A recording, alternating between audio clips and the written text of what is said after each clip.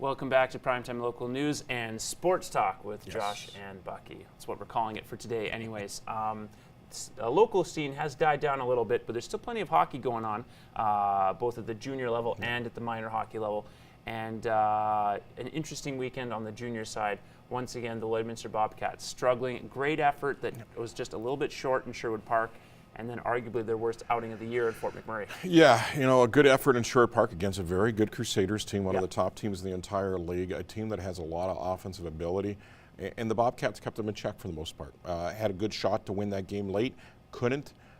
Get on the bus Friday night, head up to Fort McMurray, and kind of left everything on the bus. And those games get carried away. 11-2 loss to Fort Mac, and sometimes it just snowballs on you, and I think it did in Fort McMurray. And Fort Mac is a tough place to play.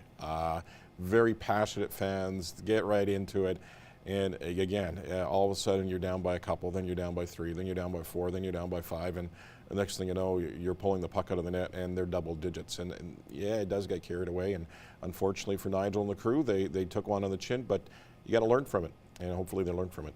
Yeah, and actually, talking to Nigel after the weekend, that's the main thing he took from it. Was it's a chance to learn. It's also a chance for the guys specifically to kind of assess how they prepared for the game. Like, how did you feel going in? A real review opportunity for them, both from their mental approach to the game, but also just kind of how they interact as a team before the game. Yeah, you throw it back at the players. What did you do before that game that made you not prepared? And it maybe changed things up. Maybe change things up in routine. Maybe be more prepared, focused before the game, during the game. And then that gives you that reflection after the game that, you know what, we need to be better. And they will be better. You can see it already with Nigel's team that they're doing a little things that they're doing differently than when Travis was head coach that they're doing now with Nigel.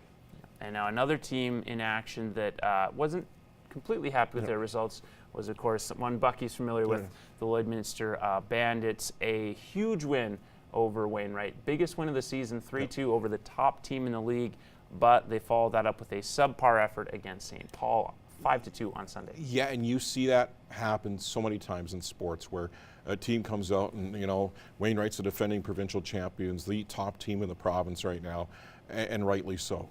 And the Bandits held them in check.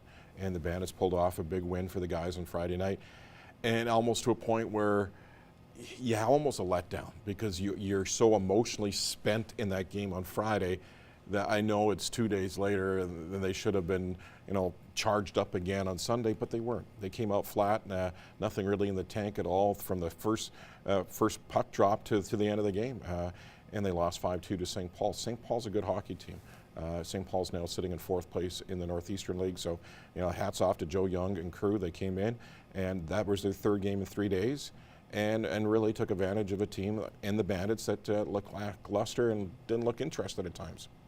And for the Bandits, ultimately what this says is you can play with anybody in the league, but anyone in the league can also get you when you have an off night. Oh, exactly. You have to be prepared every night to win.